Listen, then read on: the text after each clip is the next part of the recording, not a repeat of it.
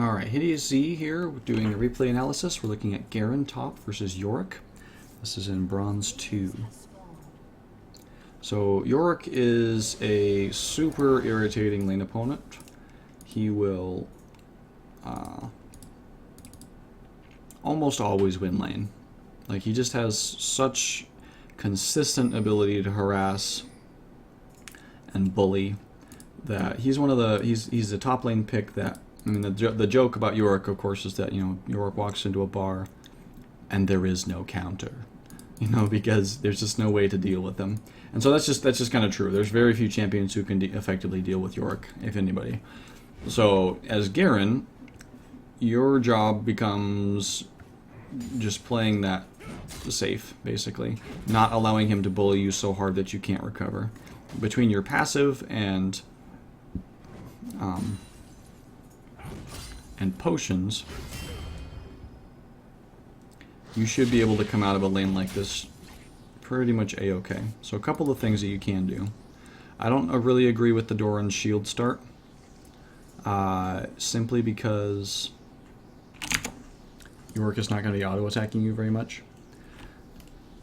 So all of his, let's see, his Omen of Pestilence, which is what is attacking you right now, that's the one that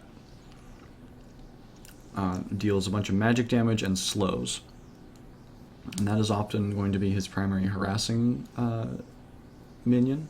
His Omen of War is the purple looking one, and that one does physical damage. And then that one's the one that actually allows his next basic attack to do more damage.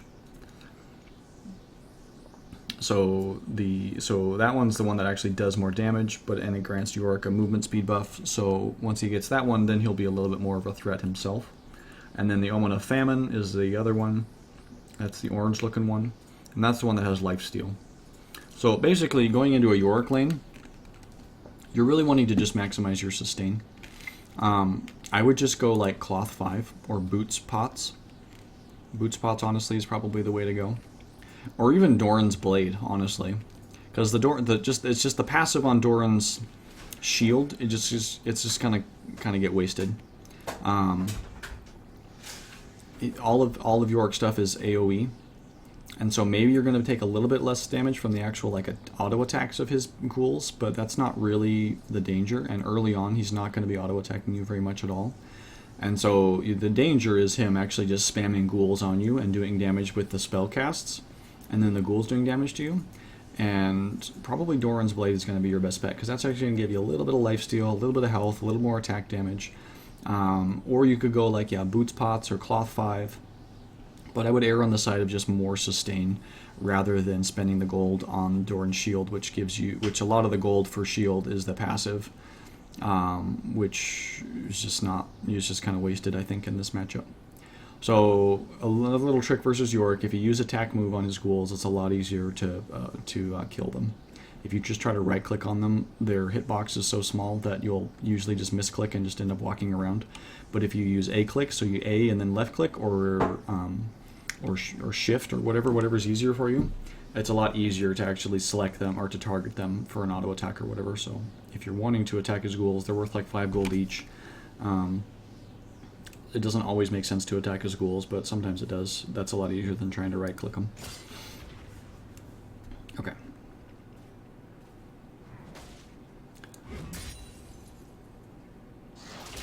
But yeah, so I mean, you can see that he's shoving the lane, like just by casting his ability in there, he did damage to a ton of minions. And so kind of the last thing, honestly, you want to do right now is shove it right back. Because if he has more room to work, if he has more room to chase you down with his ghouls, that's kind of to his advantage. It's kind of go back and forth a little bit, because Garen is also a bit of a lane bully, and so it can kind of go either way. But just in general, he's brought so much sustain to the lane that any damage you do to him, he's just going to sustain back up. And if you're constantly going aggressive on him like this, you're just giving up CS. And he's not CSing well either right now, but That doesn't mean you shouldn't be. So if you shove it in to the turret, you can't aggress on him at all, but he can still aggress on you with ghouls. And yeah, see, I mean, you're just trading so much CS for harass. That's honestly the biggest problem right now. So if he's able to CS even most of this, even if he loses a few to the turret, he's gonna have 1, 2, 3, 4, 5, 6, 7, 8, 9. Even if he misses 2 or 3 of those, if he just picks up 6 out of this, he's got 13 CS to your 8. So right now, this is the, let's see, 1, 2, 3, 4, 5. So this is the 5th wave that's coming to lane right now. So there's 4 waves that's come. So the first 2 are 6 minions each, the third one is 7, so that's 19, and then another 6 was 6. So there's been 25 minions in lane so far, and you've only gotten 8 of them. Yorick hasn't gotten that many either, so he's you know, he's behind as well in CS, but this number should be way higher. And if you are pushing the lane, it's going to be even harder for you to CS, because he has so many abilities to slow you down and to bully you that if you get ganked, he has a lot of utility to help a gank work out. And you know, there's so much further for you to run to get back to safety, whereas if you are able to let him push, then potentially that gives you room to, you know, maybe try to freeze the lane right here, where you can back off and sustain back up with your passive and potions under turret. You're bringing more potions to lane than you did, so that you are able to sustain through his harass, and then you're able to more safely last hit right in this area, or even under turret if you have to. But basically, I mean, you kind of just got to accept that you're going to get bullied by Yorick, because that's what he does. In lane phase, he wins lane almost every time, because he's just a big fat lane bully. And so the things you can do to mitigate that are potions and sustain, and not shoving the lane so that he can just farm safely under turret. But you got to prioritize farm, because you're not going to be able to kill him. So you got to prioritize farming and last hitting, so that you're coming out at least with as much gold as you can from that process, or that mechanic.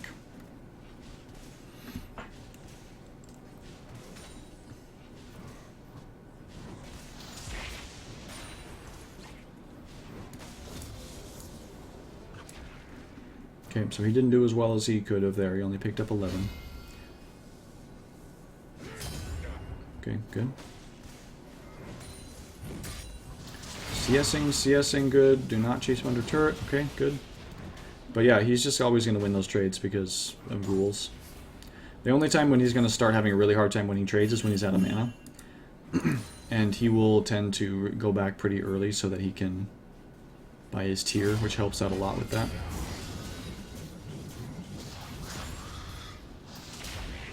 So, unless you, yeah, see, I mean, you gotta think this through here. So, you're hiding in bush here because that's what Garen does. Hides in bushes and tries to kill people. So, do you have kill pressure right now? It's really easy to tell. He has 45 armor. 45 armor. If you have 50 armor, you're reducing damage by, let me just look up armor real quick so I'm giving you completely accurate numbers.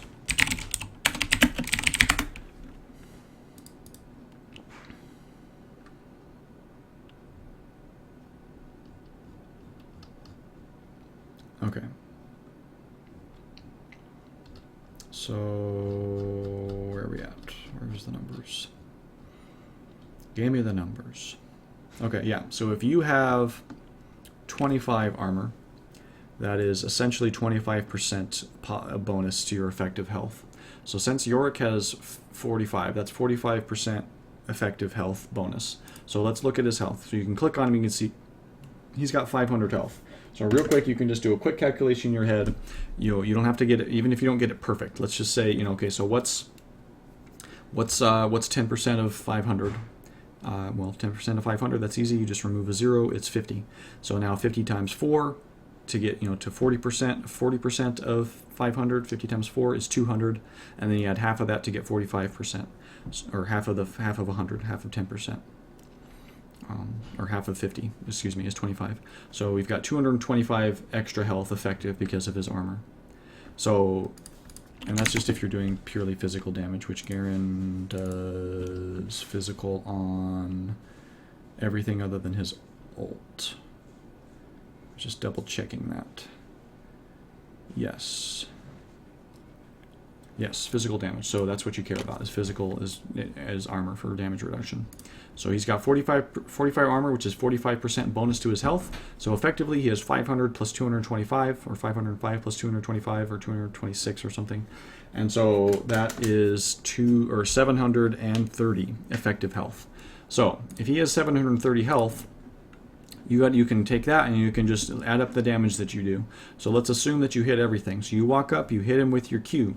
Your Q does 143 damage. So 143, plus if you get the full channel of your judgment out, then your damage per second, let's see, you do that for 3 seconds. So let's see, at level 1 your damage per second is, or you have 2 points in it, so at level 2 your damage per second is 45 base. So 45 times 3 is 120 or 135, plus 80% of your AD. So right now that adds up to 64. And so you've got 135 base plus 64 times 3 is 100, or is 180, 192. So 135, 192, you're looking at roughly 220, 320 damage. So we got 320 plus 140 is 360. 140 plus 320, 360, 460 damage. So you can deal 460 damage if you get an auto attack or 2 in there. Let's just say your combo is 550 with an auto attack or 2. So if you can do 550 damage to him, well, that's enough to kill him based on the amount of health he has, but you're not factoring into his armor. So he has 720 odd effective health, and you can only do 550 damage tops. So that's what's about to happen here. You're gonna go in, you activate your thing, you do that. There you are, dealing damage, dealing damage. And there it is. So you dealt about 500 damage, roughly, a little bit more. Or you dealt about 300 damage. So, you know, again, we're talking effective health here, or effective damage versus his health. So you only dealt 300 damage, which is significantly less than 550. But I mean, well, counting in his armor, that's about what you did. You did about 500 effective damage, and so. But minus with his armor factoring in, you know, what would have been lethal turns out to be, he has almost exactly 225 health left. You know, he's sustained a little bit, so about 200 health left. So it's almost completely what his armor gives him, you know, subtracting from your damage. So anyway, that calculation, if you can just look those numbers up and have a rough idea of how much damage your combo does at different levels, and you can just really quick, roughly estimate how much effective health he has based on how much armor he has.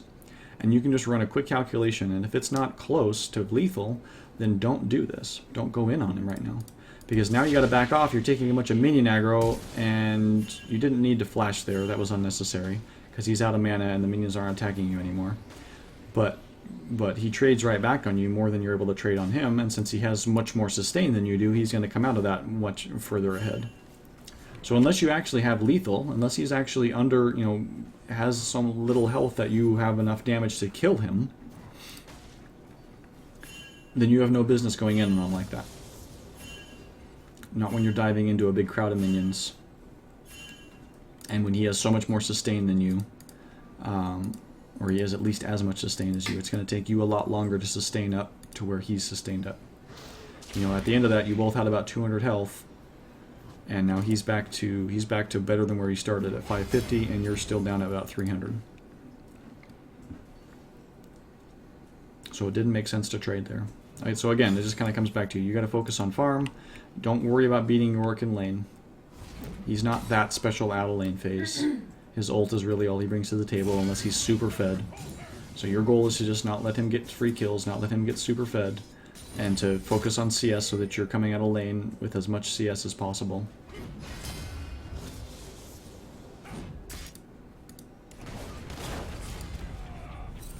I have no idea why Tristana is top.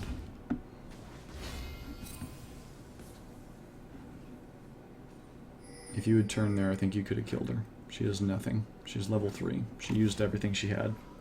I think you had a kill there. But regardless, that's bizarre that she even came top, so...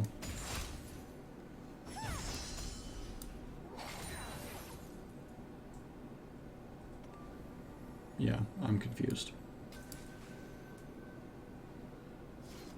Wait, what is your team even... Oh. You have a Kha'Zix ADC.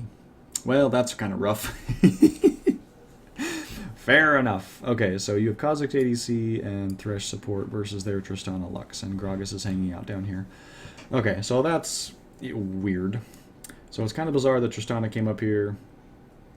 It's even more bizarre that Kha'Zix... Well, it's not that bizarre that Kha'Zix has 2 kills, but it's not that surprising that he's ahead in CS. So Tristana kind of handed her only advantage back to him by leaving for that long. Whatever.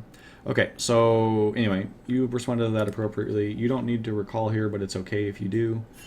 You're going to grab hopefully some armor or at least some health. Boots, that's okay. And ruby crystal and some pots. Okay, yeah, that's fine. That was a mistake. You do not need to teleport. Okay, so you bought pots. You have an ability that speeds you up, and the wave is nowhere near pushing into your turret. So honestly, before recalling, I would have tried to shove the lane, so that at least it's pushing into Yorick's turret, so he's losing CS while he's gone. So, and then when you go back, then you can just walk to turret, because by the time Yorick pushes it back to your turret, you've had plenty of time to get back here. Even if you don't shove it, you still want to walk, because the lane is pushing his way. So the only reason you teleport back to lane is if he has shoved it and you're going to miss a bunch of CS in the turret. Or if you can pick up a kill. Like, that's the only 2 reasons if you teleport back to lane. If you can make a big play, for sure, or to save yourself from getting super far behind because he shoved a lane into your turret. Those are the 2 reasons. So, and if you are going to teleport to lane, always teleport to your turret. Teleporting to your turret shaves a minute off the cooldown.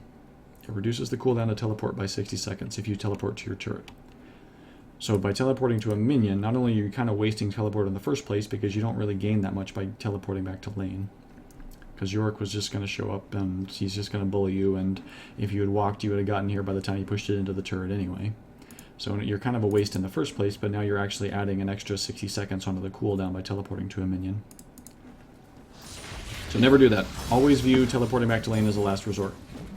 Always try to hold on to that cooldown to teleport to like something important, like teleporting to counter gank this, or teleporting to a jungle fight, or to a dragon fight.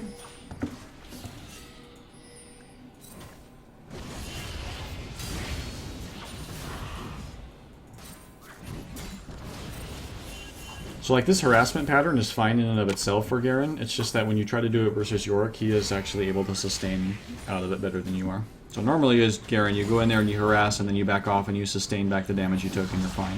But versus Yorick, he's able to actually just sustain it back faster than you are. And so it's better to just not go aggressive at all and just to focus on farming. Let him push the lane, last hit what you can. And, I mean, you're having to go so deep to trade on him that you're taking all this minion aggro, and then he has that much more time to harass you as you run back to your turret. And that's why he's winning so hard. If you just focus on CS, then you're not going to be taking minion aggro, and you're not going to be taking nearly as much damage on those trades. And you're going to be able to sustain back up from it that much faster.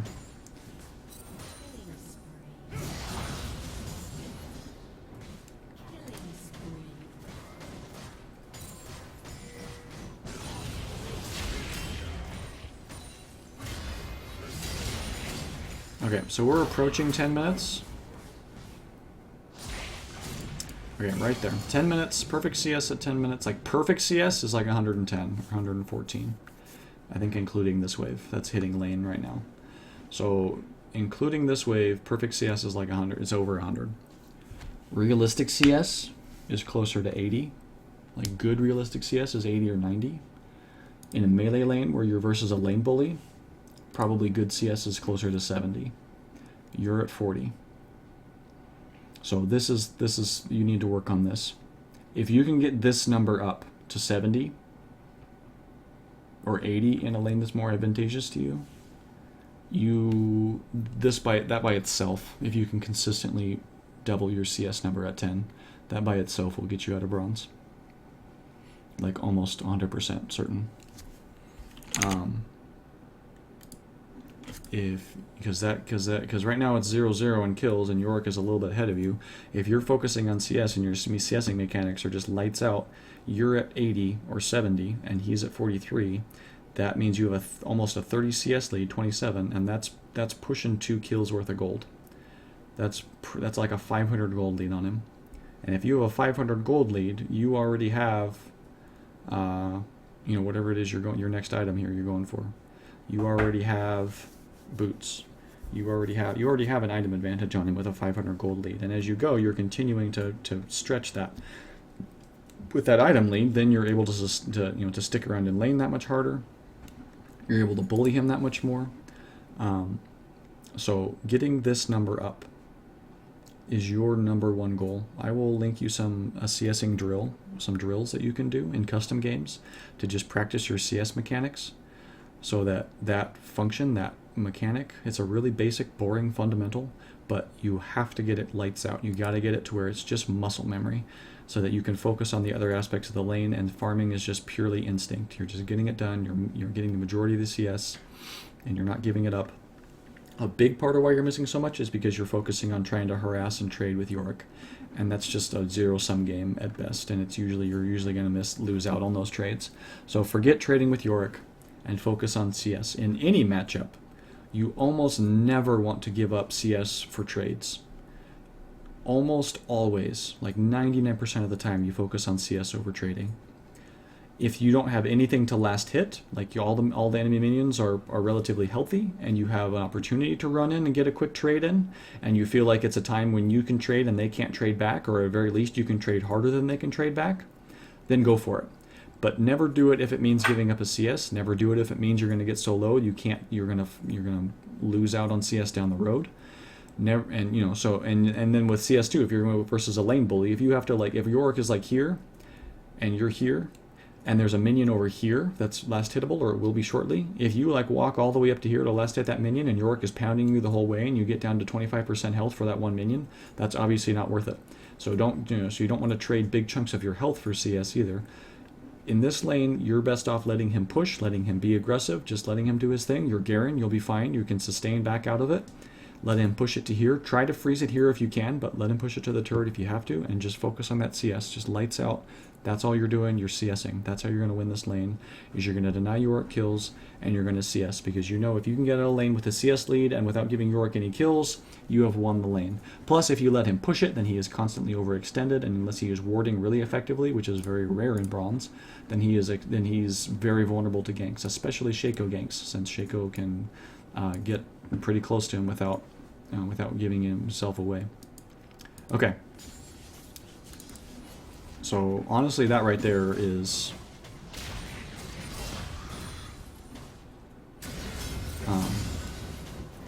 obviously I haven't seen your other games, so maybe in most games your CS numbers are a lot better than this. But I'm willing to bet that it's pretty rare that you're at 70 by 10 minutes. I would be willing to bet that. And so if you can get that number to 70 by 10 minutes, oh, please tell me you don't recall here. Okay, good. If you can get that number to 70 CS by 10 minutes consistently, and more if possible,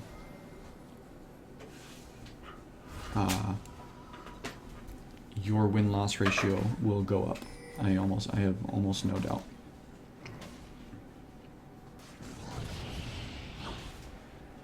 So you didn't really need to go back there. You were sustaining.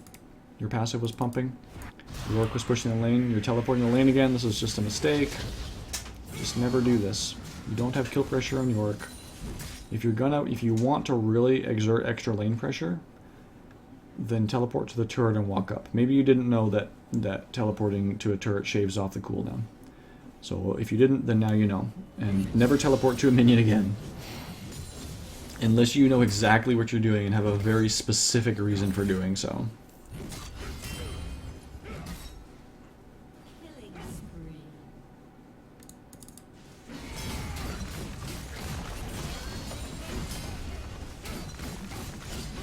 Okay, I'm just going to speed up through some of this.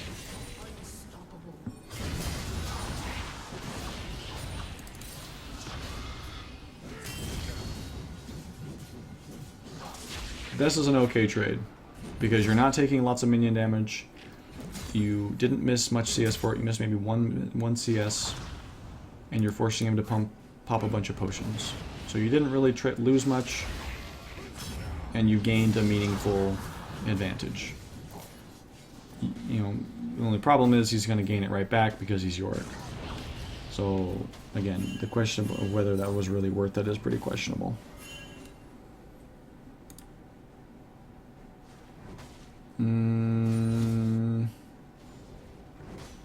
You kind of need to be in the mix here because he's just going to freeze it outside his turret if you don't try to break it. If he just is allowed to just keep it right here, then he can CS out right here, but where you can't do anything about it for a long time.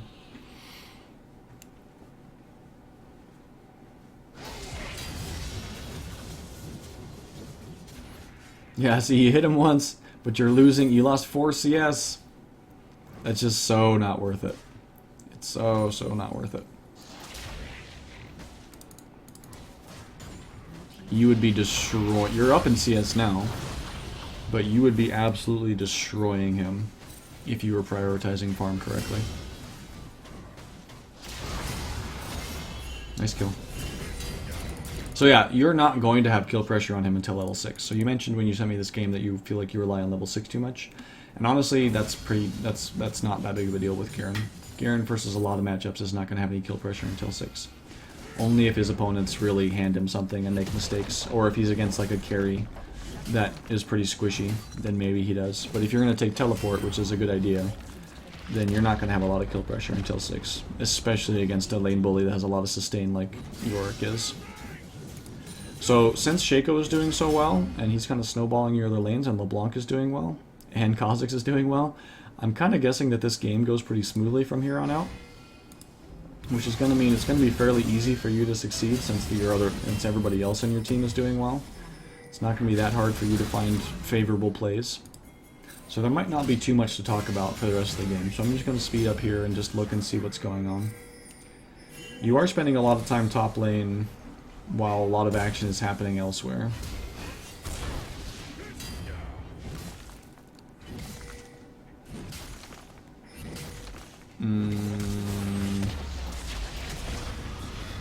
That was maybe a little risky.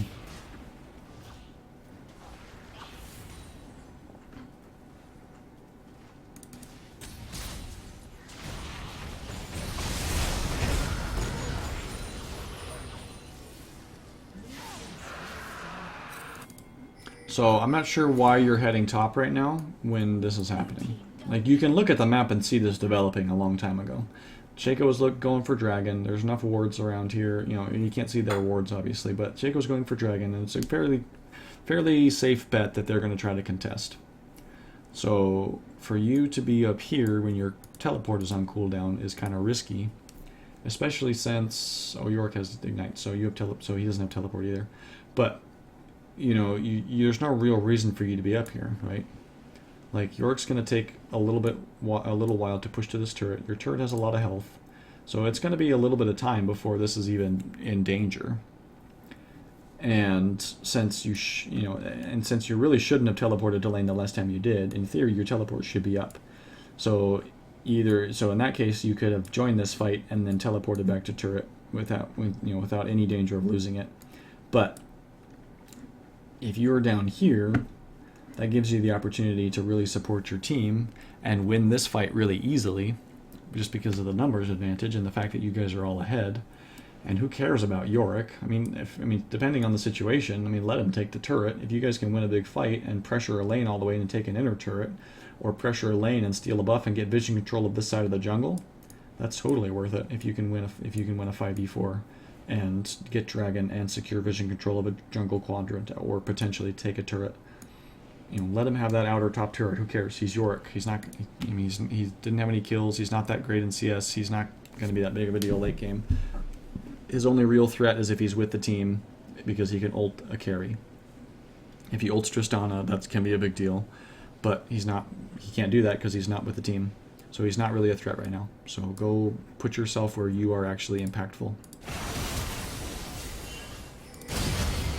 You are able to pick up a kill, and your team does. So, okay, so this does work out. And the reason it works out is because your team is pretty far ahead. So your team was able to get Dragon and do okay in this whole shenanigans that happened here.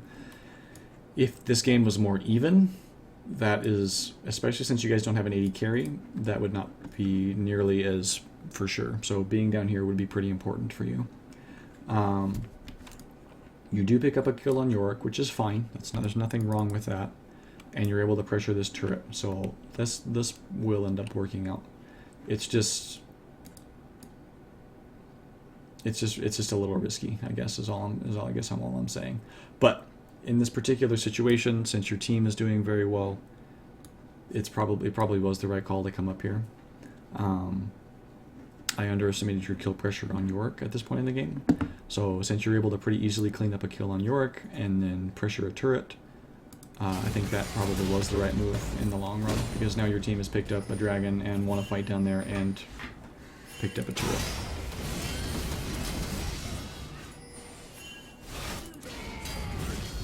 But again, that's kind of what I was saying earlier. Like, there's probably not going to be a whole lot to talk about in this part of the game, because your team is doing so well that it's pretty much a foregone conclusion what's going to happen.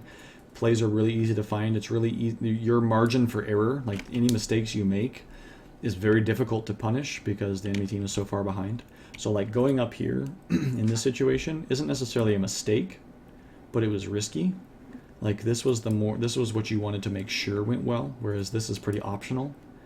So if the game was even and the enemy team was doing better, then this would have been the right move, because you want to make sure that this happens and this goes well. You want to make sure you guys secure dragon and you don't give up 4 kills for it. Since your team is doing well, you can afford to take the risk of going top and doing this and this.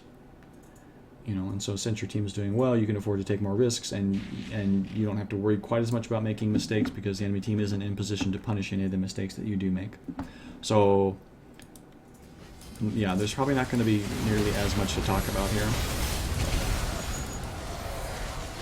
You're going really aggressive and you're doing your thing. That's good. You're Garen. You can do that. You should be pressuring this turret more, I think. In a team without an 80 carry, that's where you're going to start to have a lot of trouble is mid and late game, when you don't have any turret pressure, because that's a big thing that 80 carries provide to teams, is turret pressure, because they can attack them from range with consistent DPS. In this game, you're probably honestly a big part of the replacement for that, since you can shrug off a lot of damage. I'm not sure what you're waiting for there. But you could be bot lane pressuring this right now, since your team doesn't necessarily need you to be mid. They can provide pressure mid while you go deal with an objective.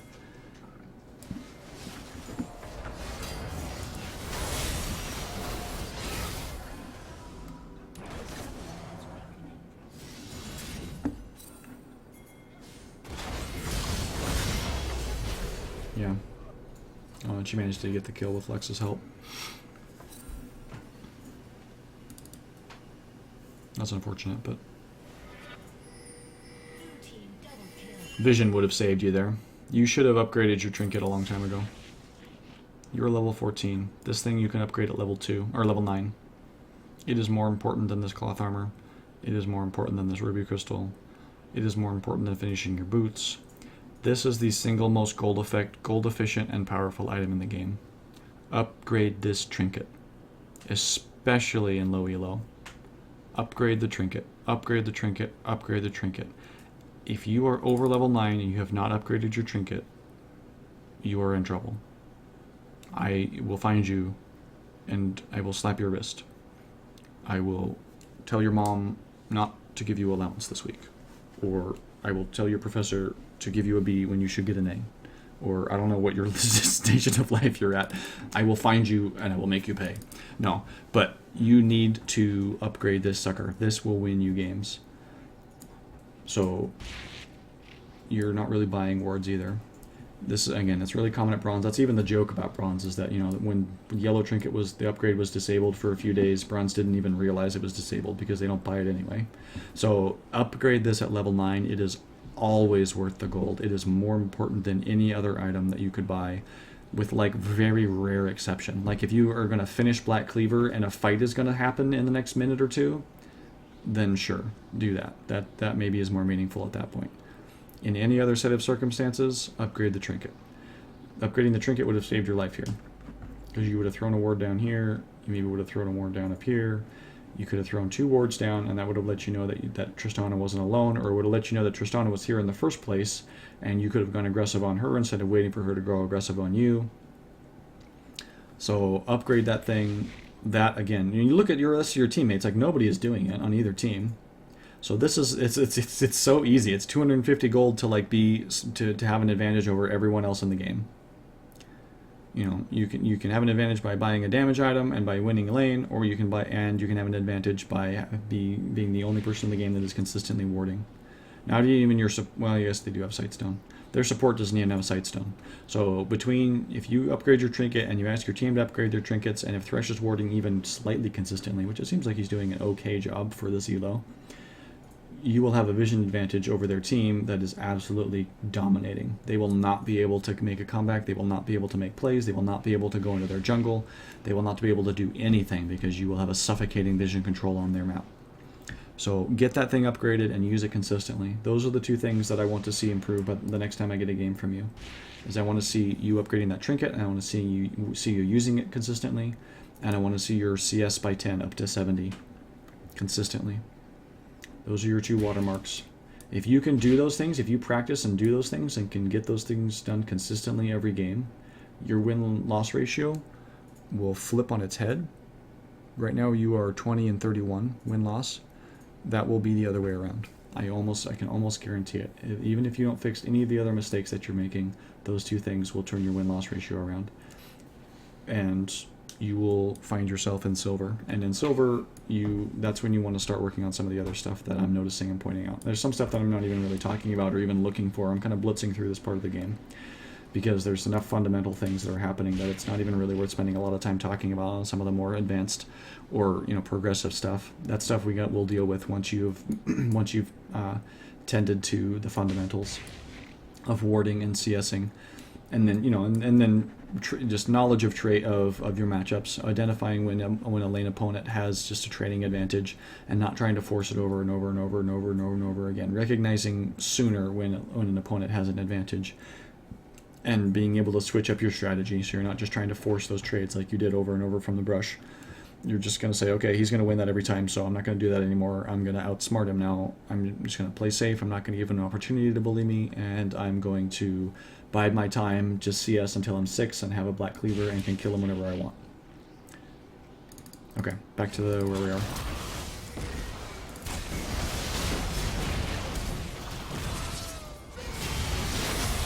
Good.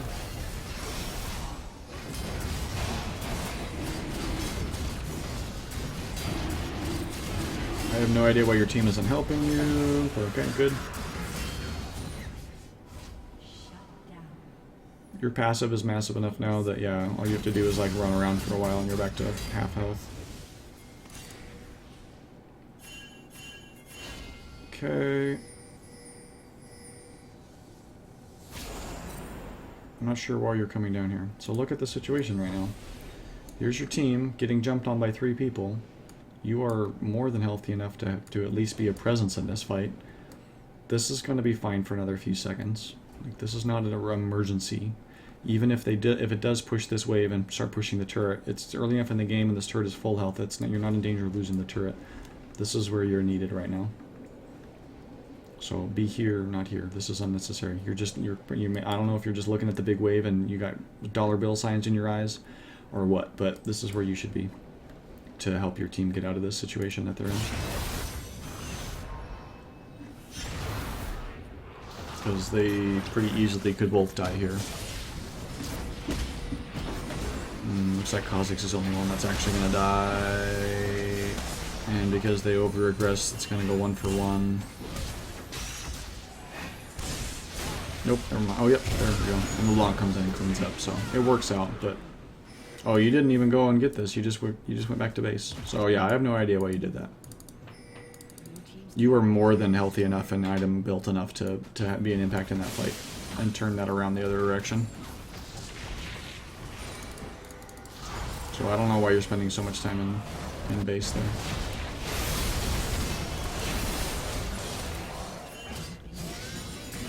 Don't spend so much time like looking for the perfect play that you miss all of the pretty decent plays you know, you spent so much time in base waiting for that perfect TP play, and it was a good TP play. But you spent so much time waiting around for that to happen that you missed out on probably 2 or 3 opportunities where you could have picked up 1 kill, or 1 or 2 kills, or helped your team not give up deaths.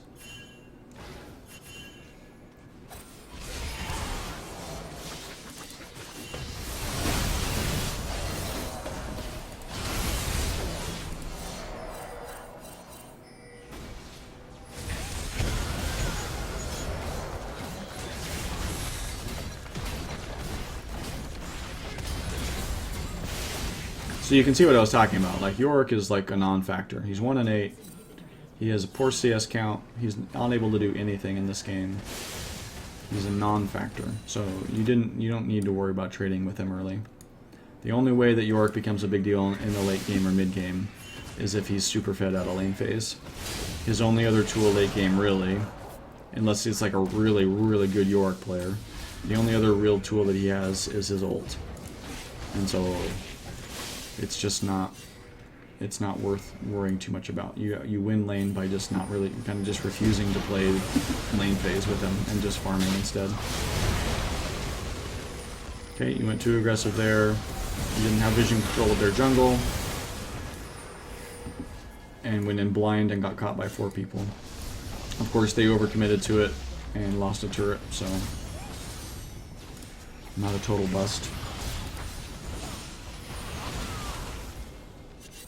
There's a lot of things that could be doing, you guys could be doing better here to close this game out sooner. And you're just kind of picking a lot of weird fights, and they're scattered all over the place, and the vision control is poor.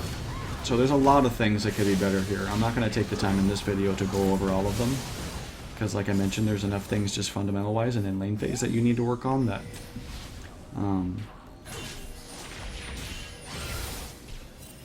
that it's not really even super worth talking about, both because of how far ahead your team was coming into mid game, and also because the mid and late games will look very different for you once you get your lane phase tuned up. Okay, I'm guessing this is essentially the game-winning play here, is getting Garen.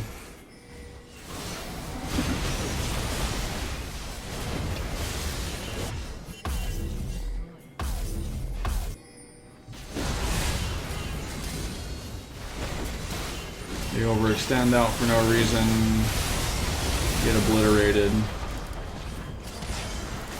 and that's game. Okay. So I told you what I want to see. I want to see your CS at 10 up to 70 consistently.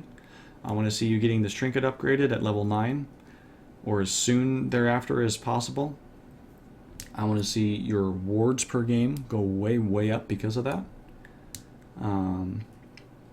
And between those two things, the other stuff I talked about is important and useful, and I want you to, try to apply it to your games. But those are the two things. Those are the two fundamental things that will start to actually consistently affect your win-loss ratio, no matter what the matchup is, no matter what's going on in the game, no matter how else your teammates do. If you can get those two things done, you will see a significant increase in your quality of play and in your ability to win games. You're playing a lot of Garen right now, I've noticed, which is fine, but your win rate is only 50%, which is not ideal. So you have enough of a sample size. You have about 18 games played, as far as I can tell, on Garen this season. So 50% is not going to get you to silver. You need to bump that up to 60% or 55% at least, so that consistently you're winning games. And you can do that by doing those two things: your CS at 10 and your trinket wards, so that you're putting wards down consistently throughout the game. So get those two things done, and I would love to see another game from you, maybe in a week or two, or once you've had a chance to practice that stuff and put it into play. I noticed that you are kind of, as I'm making this video, I'm looking at your OPGG and noticing that you're in a promo series, so I hope that goes well for you. So anyway, well done overall, and I hope this video was helpful. Thank you for a chance to take a look at the game.